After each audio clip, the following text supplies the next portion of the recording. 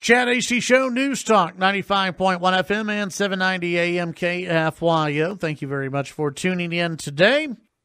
We head to the phones, visit with GOP political strategist Matt Mackowiak. Matt, good morning. How are you?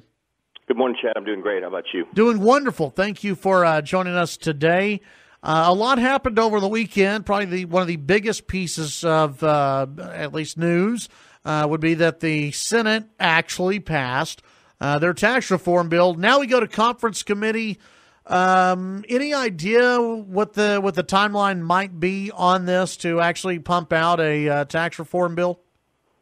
So I heard Senator David Perdue of Georgia on, I think, Sunday morning with Maria Bartiromo on Fox News said that he thought there was a chance it could be on the president's desk within 10 days. Obviously, if they're going to do it this year, they're bumping up against holiday deadlines. So, presumably the conference committee will work this week between the House and Senate, try to reconcile the differences. There are some differences. 75, 80, 85% of the bill is probably about the same, but there's some key differences. I think the House bill has permanence for the individual rate cuts, while the Senate bill has, I think those cuts expire, but the corporate rates are permanent. So they have to figure that out. There's different levels for the child care tax credit. There are some other differences.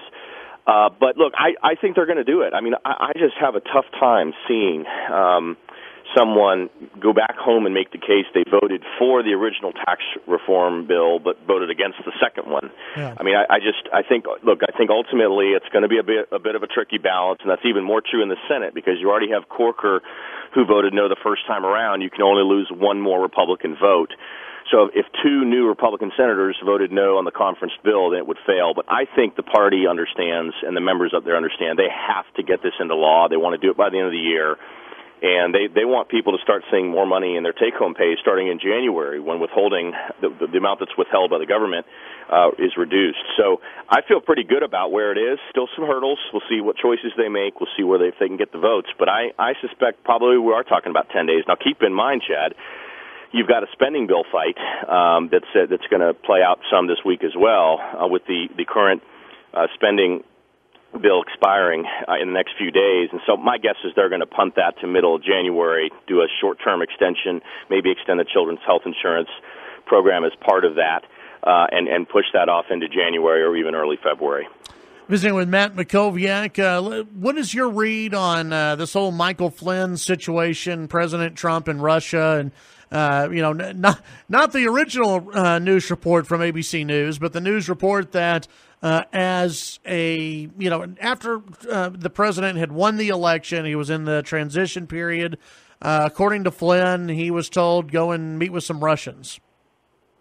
Yeah, and that's one of the things that's really important about the Brian Ross correction is that the correction said that he did it as a candidate, when in fact it turned out that if the president did it at all, it was during the transition. And of course, you cannot collude in the election during the transition after the election's been held. Right. But look, I don't think Friday was a good day for the White House. I think it's impossible to make that case. Now, what is interesting is you still don't have an underlying crime related to Russia. You have related to the campaign or to the transition or to the White House. What you have is you have two individuals who were on the campaign, one of whom turned out to then serve as National Security Advisor for 25 days, who lied to the feds.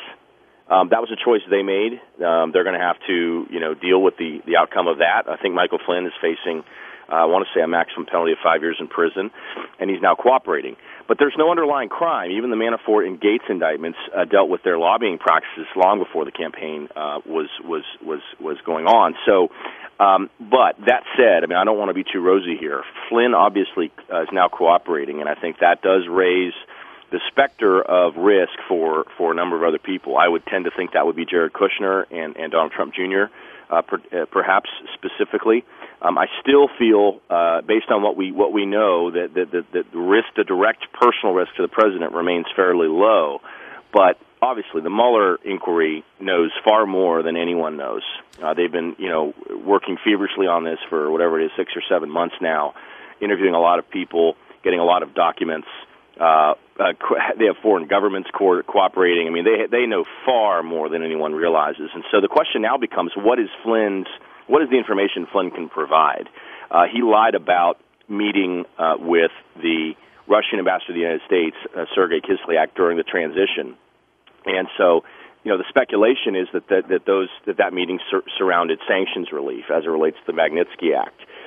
Now, what's interesting to me, Chad, is how did the feds know he lied about it?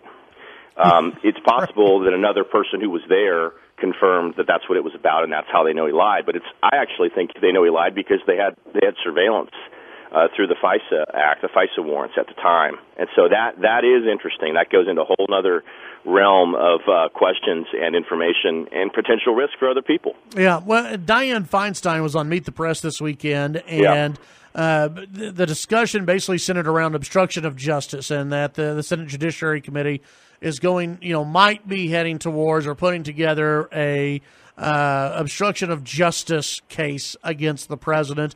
There's a National Review piece out today saying that Mueller's investigation is now an impeachment case. That's where this is all heading. Do you get the sense that either of those is accurate?